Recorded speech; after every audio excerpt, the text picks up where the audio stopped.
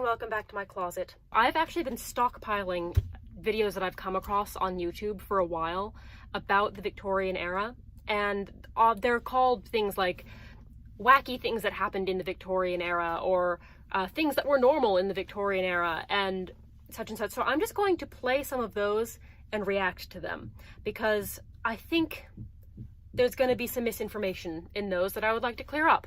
Alright, top 10 weird things that happened in the Victorian era by the Bumblebee, or just Bumblebee. The Victorian era, full of weird stuff that you're probably gonna wish you never knew about. Though this time period is closer to modern times than other eras we've talked about on this channel, it still had some weird things going on. I've compiled a list of some of the weirdest parts of this point of history, so let's get to counting down the top 10 unusual things that happened in the Victorian era. At number 10, death photography. Has anyone out there looked at really old photos? I'm not going to talk about this again. Once again, videos in the cards and down below. Death was all around them, but with the rise of photography, this became a new way of keeping a memento of their loved one who passed away. Before this, they would keep locks of hair and other items from their loved ones, but once they got access to cameras, families started posing with their dead relatives.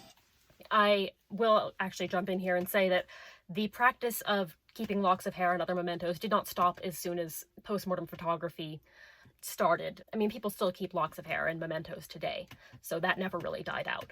At number 9, emigration. During the Victorian era, there was unfortunately a lot of orphan children living.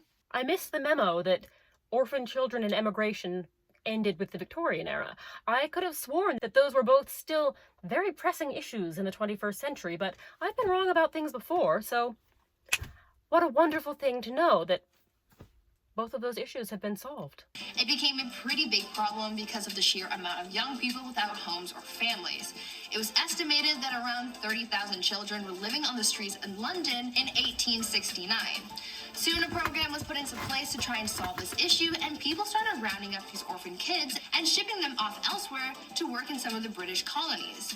Many of the kids who were shipped off ended up working as farmhands or as domestic servants. Though many children were shipped off to places like New Zealand and Australia, the majority of them went to Canada. About 80,000 of them, actually.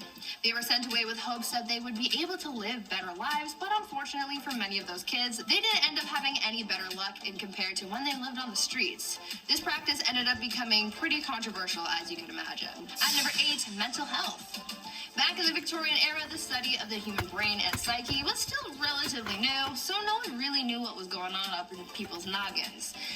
We still have very little idea about what's actually going on with the brain. We know more than they did back then, but it's still a very burgeoning field of study. Mental asylums started to pop up, and people started getting diagnosed with mental asylums have existed for hundreds of years before the Victorian era.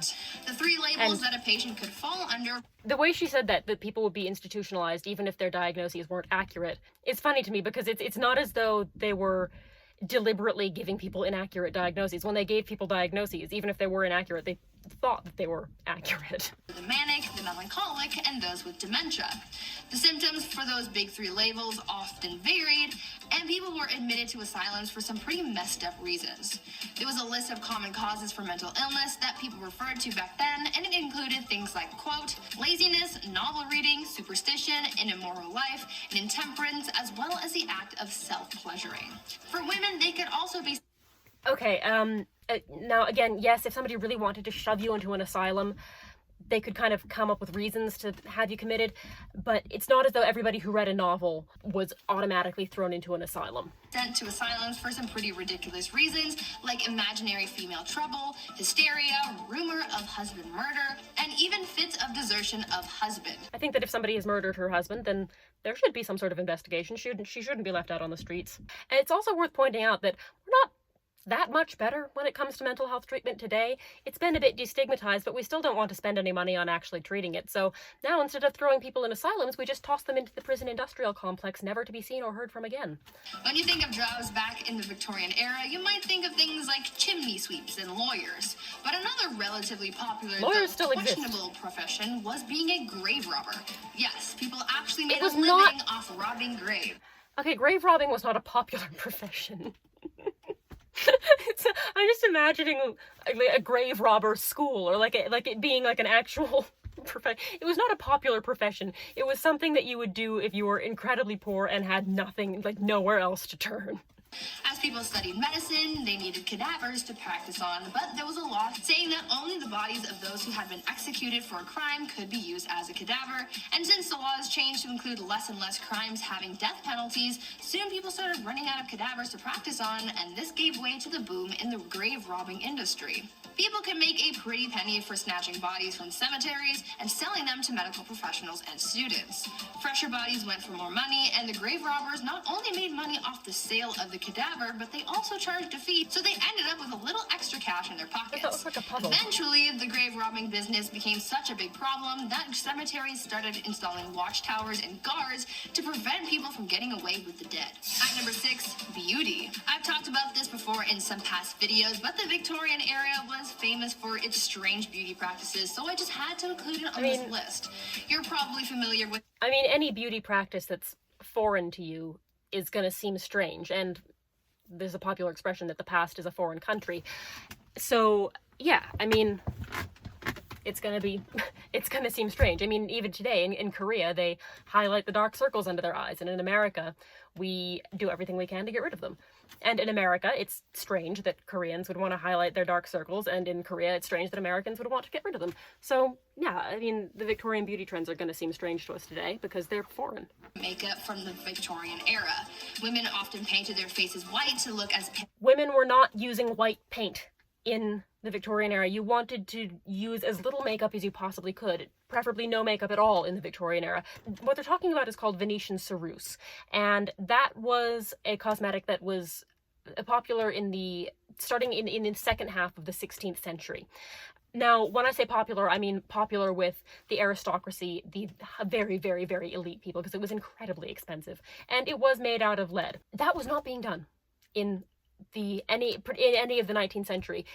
There are a couple of accounts of it from the 18th century, kind of early 18th century, but it seems to have really died out by then. In the 19th century, the goal was to look natural, and painting white lead onto your face is going to look very artificial. So, no, they were not painting white lead on their faces in the Victorian era. Maybe if you are an actress and you're on stage, you might have some stage makeup that could potentially have some lead in it, but in general, people were not painting their faces white with lead or anything else. As possible, but even though they believed it made them look beautiful, it also did a lot of harm to their health. The white face paint that women would use was lead-based, and as we all by now, lead makes you dead. But this white lead paint isn't the only... I also think that the dangers of Venetian ceruse have been exaggerated a little bit. Now, I'm not saying that you should go out and use Venetian ceruse, but if we just think about it, Queen Elizabeth I wore Venetian ceruse for 40 years, and it only maybe contributed to her death. We don't even know if it had anything to do with her death. Lead it's a heavy metal. It's not going to be dangerous unless you ingest it. That's why children can play with little lead soldiers and not die unless they start sucking on them, which children are wanted to do. So I would recommend not letting small children play with lead. But lead just on the surface of your body is not going to be all that harmful to you. Now, if you're putting it onto your face every single day for years and years and years, it is going to start to absorb into your skin, especially if you're sweating into it and kind of making it run.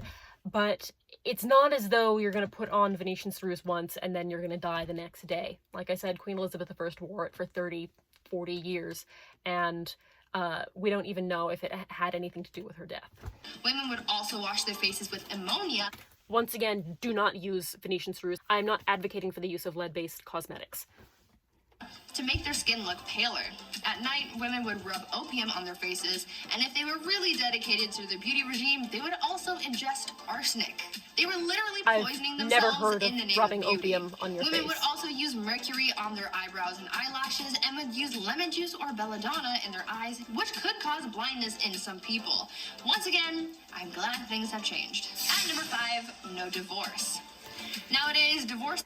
She talks about how she's glad things have changed. I will just say this, that now, instead of putting poison on the surface of our skin, we inject it into our skin.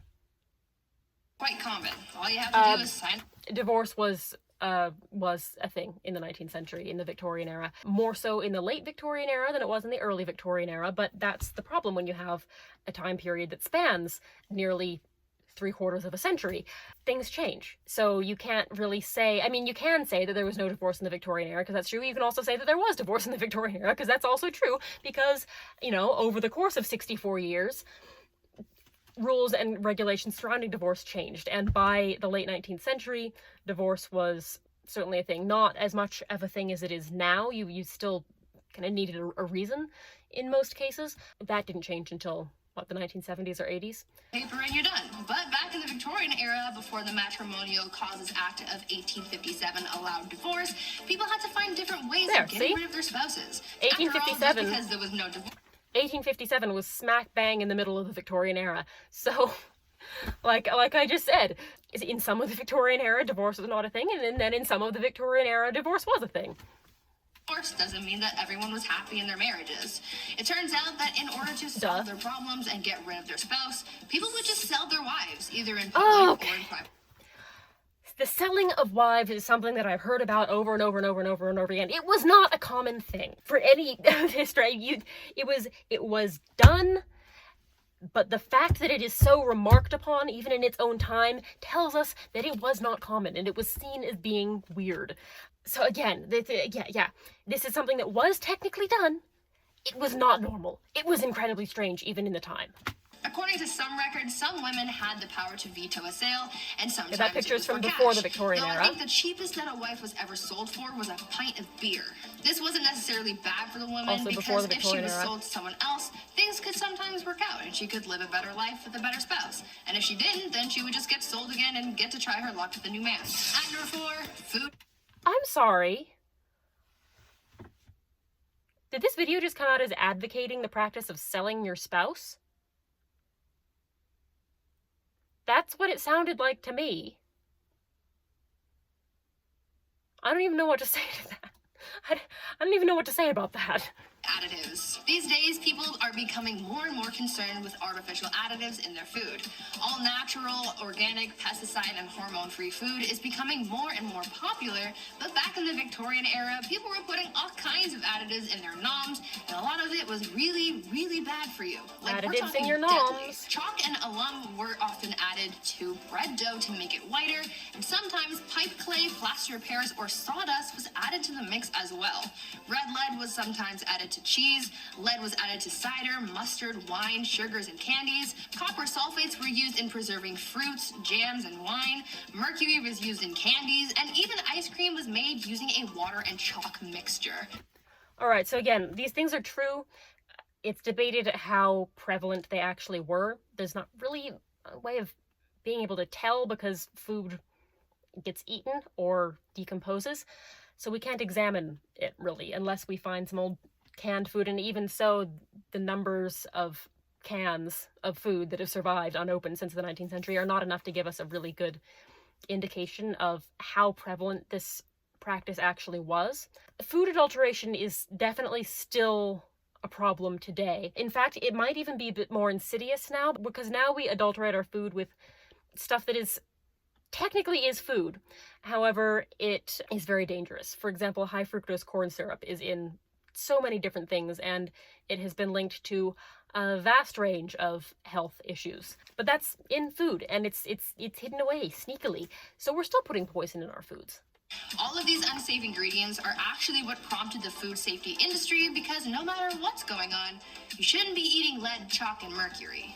At number 3, corpse medicine. Now, earlier I mentioned the whole grave robber industry and how that really took off during the Victorian era, but now let's talk about how they used corpses in their medicine. Back then, some people believed that consuming certain parts of the human body could cure their ailments. I know. Gross, right? One of the more popular medicines back then was a mixture made with human skull and chocolate, and it was believed to cure apoplexy. Back in the Victorian era, medical texts were published describing what parts of the human body could be used to treat specific ailments. One text described mixing the skull of a young woman with treacle to treat epilepsy. Another text says that you could treat paralysis with a candle made of human fat. Apparently, executioners were linked to this type of medicine, as they would, execute someone and then use the remains remains to become a doctor and treat people's illnesses. Imagine Grey's Anatomy, but with Victorian medicine. This, again, it was a practice. It was not common. She said that one common medication. I have many medical books ranging from 1766 up to 1920. I have not found any mention of using human remains as medicine in any of them, from before, during, or after the Victorian era.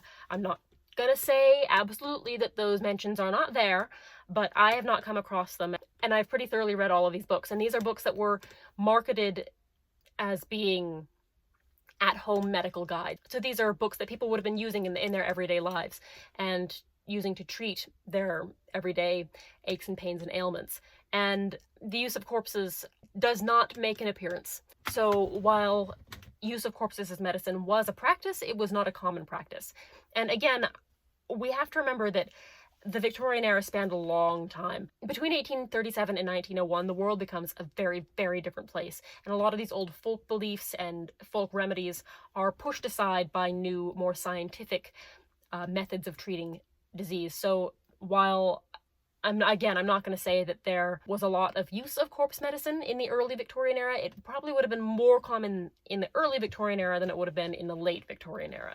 At number 2, mummies. Speaking of dead people, though, people from the Victorian era were oddly fascinated with mummies. I mean, I can understand the fascination to a certain extent because they're old and cool, but of course, these people just had to be extra weird and take that obsession with mummies to heights that they didn't need to. We're going to skip this one since we've already talked about it. And finally, at number 1, baby farmers. Now, for what I believe is probably the most disturbing thing from the Victorian era, baby farmers. Basically, this was an industry of women who would take unwanted babies and either take care of them, give them to new parents, or unfortunately have them disposed of. One famous case of the darker side of baby farming is another one of these topics that has become very talked about lately. And yes, it's an awful thing. However, it kind of depends upon the person who's doing it. If you have a genuinely kind-hearted person who is being the baby farmer and is making sure to foster, treat these children well and foster them out to loving families, then it's actually a very good institution, because the only other place for these children to end up would have been on the streets in the gutter, probably dead. When you get to people like Amelia Dyer, who would take these babies on and then just cause an end to their mortal existence, that's when you get into some trouble. So it was a very unregulated industry that could have the potential to be very good, but needed to be much more regulated than it was, to say the very least. Baby farmers comes from a woman named Amelia Dyer. She was known to have charged women a lot of money to take their babies off their hands, but unfortunately the children wouldn't survive Amelia's care. It is believed that Amelia was responsible for the passings of hundreds of babies, making her one of the biggest monsters of the Victorian era. I really hope that you've enjoyed this video. If you did, please like, subscribe, and ring the bell notification to receive updates about when I upload new videos. I upload approximately every other week, and please leave a comment down below if you have anything that you want to share. You should also follow me on Instagram. I'm going to leave a link there in the description below, as well as my email in case you want to contact me. A huge thank you to the people who support this channel on Patreon. Mary Royal, Kit Kat Stitch, Sandra White, Emily Donnelly, V. Birchwood, Kiara Craft, Amanda Martin, Heather C., Neves Kabara, Mary Mead, and Chelsea Ross. If you'd also like to support this channel on Patreon, I'll leave a link in the description below, but no hard feelings if you can't. I hope to see you around next time. Bye-bye.